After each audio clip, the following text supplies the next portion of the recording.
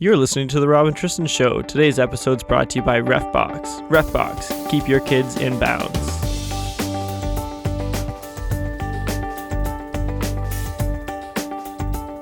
Hey, Rob here. Thanks for tuning in today.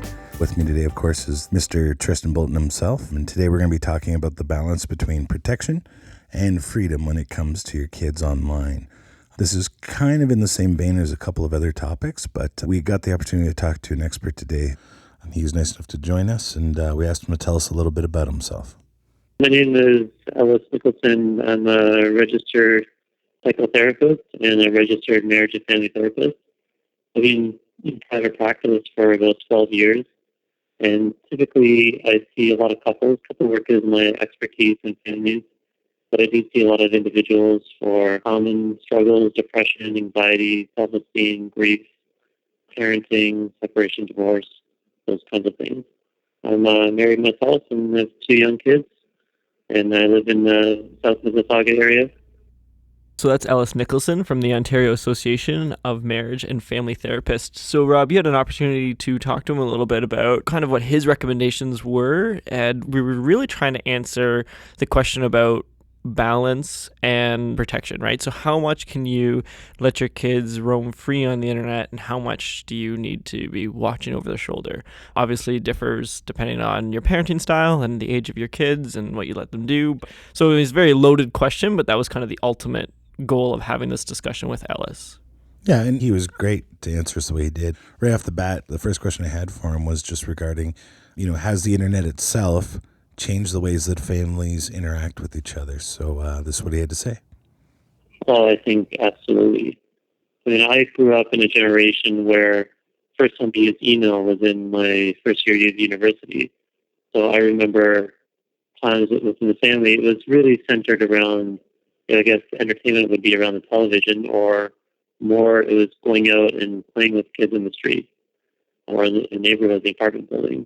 Whereas today, I think the usual dynamic is when the family is together that people are distracted by things like their smartphones or their computers or their laptops or tablets and TV. And they may be in the same physical space, but there isn't a level of interaction or connection that I think is fundamental to health within families.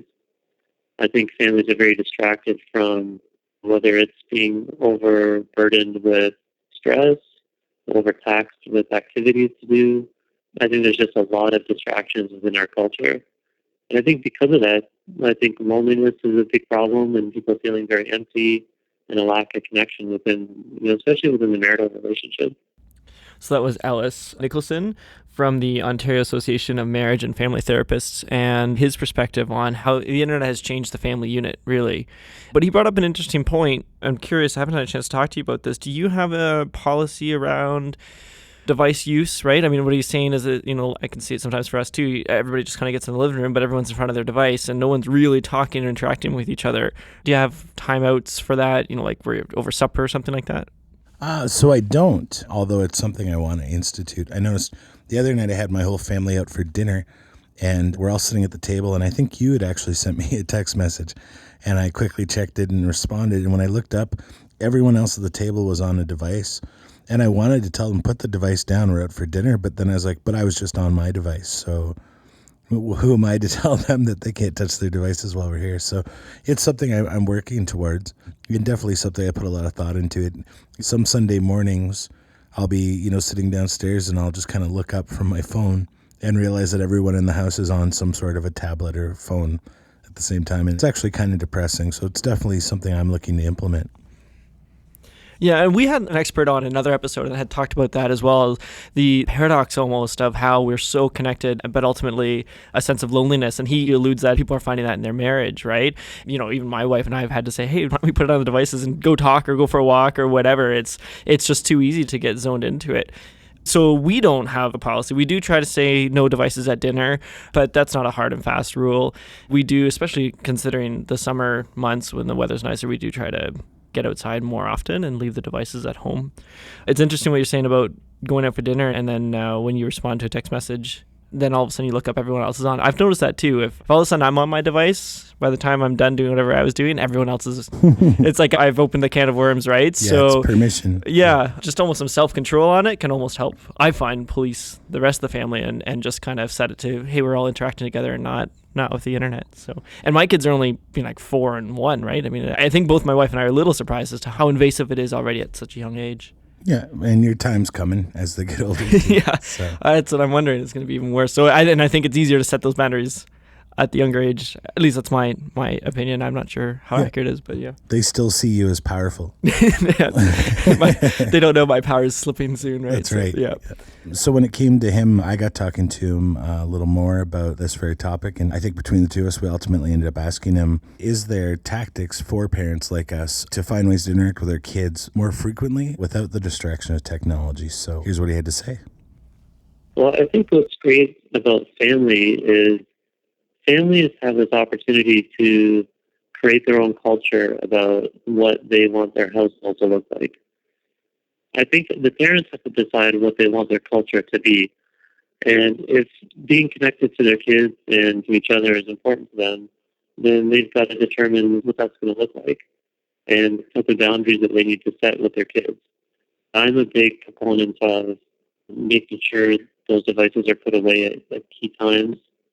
So when you come home, the phones or what other distractions you have are put away for a set period of time, maybe around dinner time, because otherwise those things have a great ability to overtake our lives. I mean, you could be at the park with your kids and, most people, I shouldn't say that, there's often people with their heads down into their phones rather than playing and connecting with their kids. So even though they're in the same physical space, they're not actually engaged with each other. So I think putting boundaries around the technology is very, very important to being engaged with your kids and with your spouse. Yeah, so I think that goes along with what we were talking about quite well. There's good tactics to kind of implement, but there are other things that concern me. I actually haven't had the chance to tell you about this yet, but a family member of mine's daughter is about 13.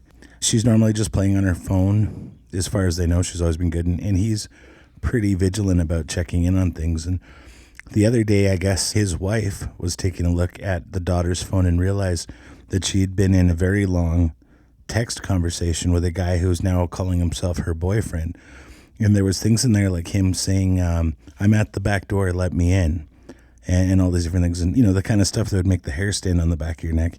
They don't know how old the guy is, and he actually was telling her things about how he's cutting himself. And, it's tough because on one hand, they really wanted to give her that chance to earn their trust. But then on the other side, when it came to giving her the space, suddenly she's talking to some guy and talking about how she could potentially get him in. And turns out the guy apparently lives in Mexico, and he could be 35 for all we know. It's tough. So I guess one of the big things with that and what ultimately led us to ask the question is there a way to balance protection and freedom for kids online? So we asked Ellis. Well, I think it's taking the approach of balance. I think our job as parents is to really empower our kids to make good choices rather than to hover over them and to create a bubble for them to live in, because that's just not how the world is going to work. And I think the unfortunate thing is I've seen a lot of kind of that bubble parenting over the years, which has really affected kids' abilities to be resilient and to get through life challenges. So there has to be this balance between being transparent and educating our kids about what is out there and the potential harm that can come with things like the internet or opening ourselves up to those kinds of activities. In other words, children need to be taught there's people out there that want to do them harm. But at the same time, I think it's very important that we don't teach our kids a culture of fear. So there has to be this balance between being transparent and educating them without living in fear. I think a lot of our parenting today is driven by fear rather than reality. So it is a very difficult thing. I don't think there's very specific answers to say this represents a perfect balance. I think parents, again, about creating our own culture, have to figure that out for themselves. But we can't stick our head in the sand and just say things are going to be fine. When kids put things on the internet, say like Facebook or whatever, when things are put out there, they're permanent. So kids have to be aware of the potential consequences of their actions and the actions of others towards them, especially when they're in a vulnerable place. But again, I think what's key is that we empower our kids to make good decisions by being transparent with them, by creating open dialogue with them, by parents being a safe place for kids to land when they have concerns and problems. Because there are going to be those things. But if parents don't create that space for their kids to do that, that's when I think things can become more problematic. And again, going back to parents not living out of fear, that we're not creating this bubble for our kids. Because I think that can do a lot of harm. And oftentimes our fears don't fit with what the reality is. So that was Ellis Nicolson regarding how parents can try to balance how much you can let them roam on the internet and how much you need to be over their shoulder and watching them, right? Which is a hard line to walk, especially giving your story about how parents might be surprised and they go through a text message history or something and be surprised that all of a sudden there's a conversation going on with somebody that the parents think is either dangerous or not appropriate, and the kid doesn't necessarily know that. Yeah, the whole balancing protection and freedom concept. Alice makes some really great kind of points around it. I still find it such a tough line to walk. I mean, being the father of a 12-year-old girl, I'm just in horror all the time. Like, what do I do here? How do I know she's not talking to people? And I find even when I walk in a room and I see her quickly turn off her device, I'm like, did she turn it off because she doesn't want me to see something? And should I really just jump on her and grab her phone and pop it open now in front of her? Or, should I wait till later when she's asleep and creep in and look at the phone?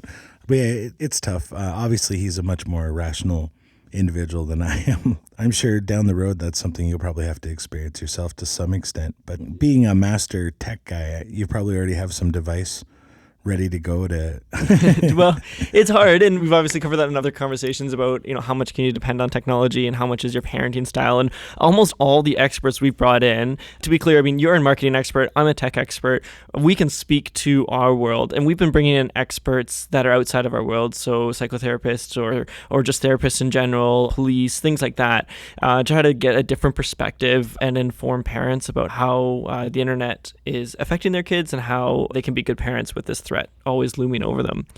I mean, I really enjoyed this interview with Ellis and listening to his answers. And I think more than anything, I'm looking forward to sharing it with my wife and saying, well, how can we build this culture around giving our kids the tools to be safe online while still trusting them, while making sure we're interacting with them, like we ourselves are not taking away time from our kids and putting it towards whatever we're doing on our device, and just being conscious of it. There's sometimes my wife will be on her phone and I'm not picking on her or anything. I've certainly been guilty of this too, but she's been on the phone and be like, I'll just be a minute or something. And 30 minutes goes by, or, finish up an email, whatever it was that she was doing. And I said, just so you know, that was 30 minutes, right? Any minute now we got to take the kids to bed or whatever. Like, it just kind of took that time away, and that's been a big eye-opener for her as well, and she's done it to me as well. And you don't realize the time that gets sucked away, and our kids are young and we're really enjoying that time in their lives, and we want to make sure that we get every minute of it, right? That we don't kind of waste it away on something else that isn't actually as important but seems like it. Yeah, no doubt. It goes so fast. There's no question. Yeah. So I think one of the more fun parts of the call was when I brought up the story about the pop-up. I love this story. The more we can tell it, the better. So I apologize to our listeners who've heard the story before, but just because of what Ellis does and what he specializes in, I just wanted to hear his answer. So to quickly tell the story as fast as I can again, I was sitting at home with my wife and daughter, and we have our computer set up on the TV, and they were looking at, I think it was daybeds, and they were clicking through the images, and my wife clicked on one, and suddenly this porn ad popped up on the screen, and it had a clearly visibly naked female on the one side of the screen. And my daughter looked horrified and my wife looked horrified, and I started yelling, Sarah, and I told my daughter to look at me, and then I told Sarah to shut off the screen, and they both froze. But when it was done, instead of taking that as an opportunity to maybe teach something or whatever, I chickened out and just went quiet and changed the subject. So I just explained that to him, and I asked him, what would you have done in my shoes? Much like you did in that moment. I think if those things come as a surprise, you're not expecting them. And we're dealing with new things here as parents, right? I mean, our kids and your kids are, one of the first generations to be dealing with these kinds of issues. So we're kind of needing to understand things and learn as we go. So we're not going to get it perfect all the time. So I think we got to give ourselves a break when we don't get it right all the time. But at the same time, we can use these as opportunities to come back to the conversation, even if we don't do it right in that moment. We need to make sure that we're okay before we have those kind of conversations with our kids. And yet there's another way to look at it too, and to come at it from a more transparent perspective to say, look, Mom and I are dealing with this for the first time. We're not going to get this right. We don't know all the right answers. But we do know that these things exist, and we need to be able to talk about this openly. This is not something that we're going to hide from and shy away from, even though it makes us incredibly anxious that you would be exposed to these types of images inadvertently. But we also have to know how to respond to them.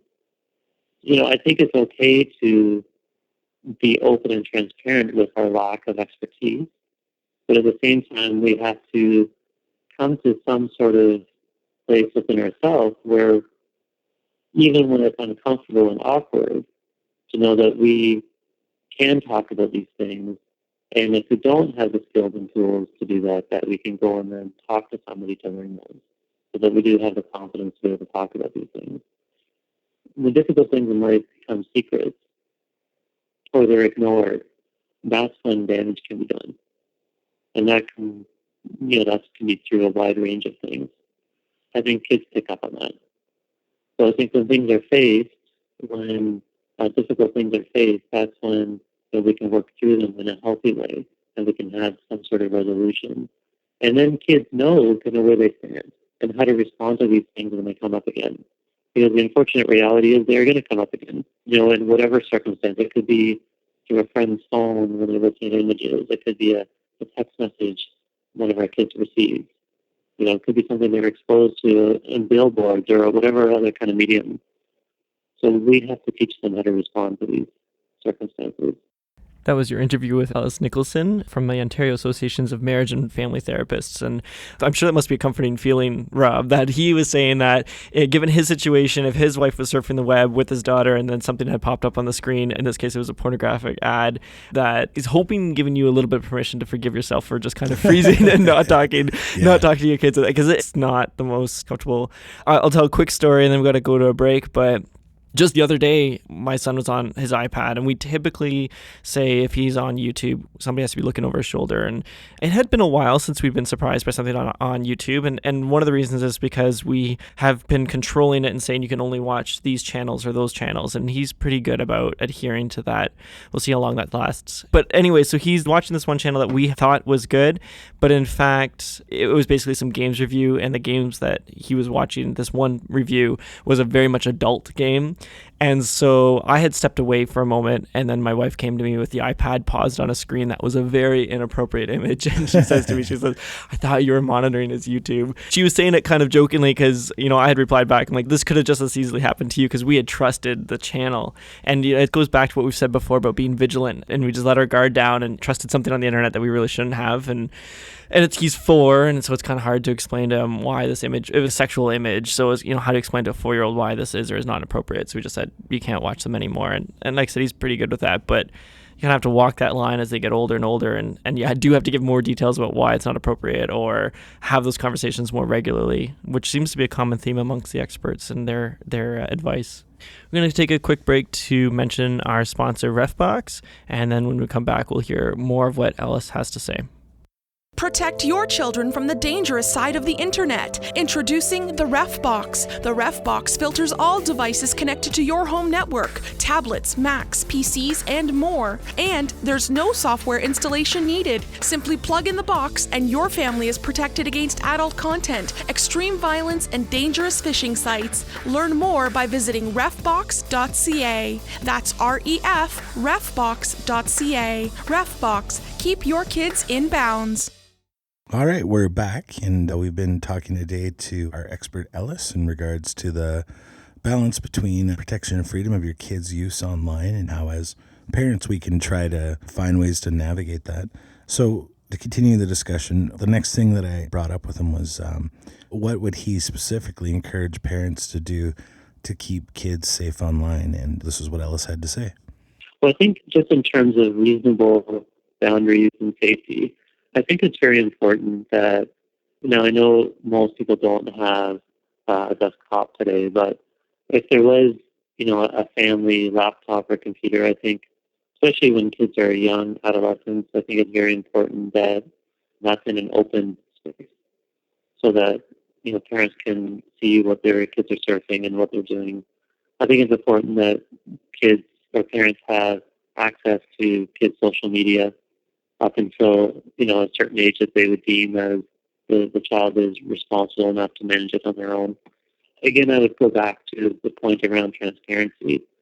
Oftentimes our own anxieties and fears get in the way of us talking about things that we need to, because we think that by talking about them, that's going to instigate our children to do those things. I think the opposite is true. I think the more that we talk about difficult things and face things, the more resilient our kids will become and the better informed they'll become. And then if we become that safe place for them to land, then they will become more open with us about the things that are unique to their generation in terms of what they struggle with. So again, that was Ellis talking to us about what parents can do to keep kids safe online. Both Tristan and I really want to make sure that he knows how much we appreciate him getting on the show today and helping us kind of navigate through the balance between protection and freedom with our kids. One last thing that I asked Ellis was if there's a website where people can actually go to learn more about what he does or his organization. And so here that is. People can check us out on ellisniccolson.com.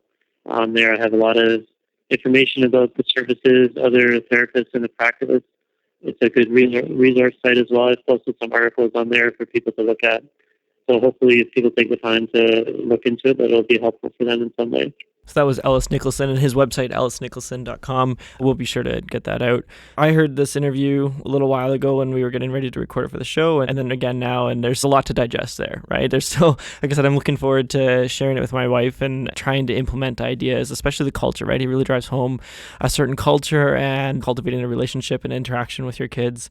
He has some good answers on there about how to balance protection and yet giving them the freedom and letting them grow up and stuff, right? So I certainly felt his answers were great. I don't know how you felt about them, Rob, or if you'll be sharing them with your wife, Sarah, or not. I thought they were really good. Definitely giving me a lot to think about, and just adding to that giant list of things that we've been learning through the process of even just making this show. Having all these different experts on and all these different opinions in regards to these different topics. It's funny how getting that all in your head, you find yourself contemplating it quite a bit. So one of the features that I've really enjoyed on my phone is called a do not disturb feature. And basically when I flip it on, it will only make any noise, any vibration. It'll only do that for phone calls that are in my favorites. That's it. All text messages, all emails, everything is muted. When my wife and I take the kids on a walk, whatever, just throw it on do not disturb. If there's some kind of emergency, the people that are on my favorites list, they're going to call me. All other items, they can wait. And I found that just so my phone doesn't ding and I think to myself, oh, I'm not going to answer that. And then it dings, oh, I'm not going to answer that's just kind of a constant wearing. And sometimes you might be at a park, the kids are playing, you're not really doing anything that second, the phone dings, oh, okay, it's Rob, I'll reply, right?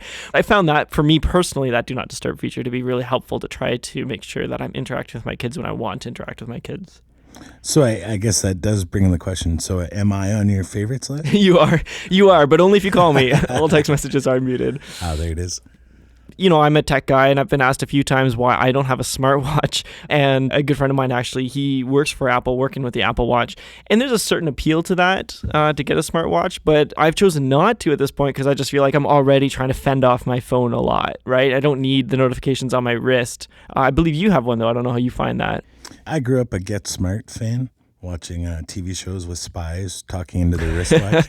So the moment I realized I could own a watch I could talk into, like Get Smart or Dick Tracy, I had to have it. And actually, I just really use it for talking on the phone because the mic on it is so strong that I can just walk around normal. I don't even have to hold it up and people hear me fine. So I get to actually do a lot of walks and have conversations with people without having to actually talk into my wrist. But that's probably the only thing I like it for. Other than that, I'm not real keen on the rest of it. Do you find it intrusive into your time? Do you find something like, we're doing a podcast right now or any other kind of, you want a one-on-one dedicated attention. Do you find your phone or your watch distracting? I actually do something a little stronger than even do not disturb. I just have my phone set to off.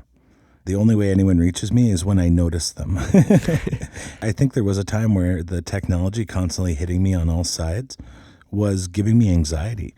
And at a certain point, I just turned the sound off. And I found that getting back to people when I feel like getting back to people did wonders for my psyche. So that's sort of my way of going about it. But with the watch would give me a little thing. So in truth, the watch probably makes me more responsible than I am without it.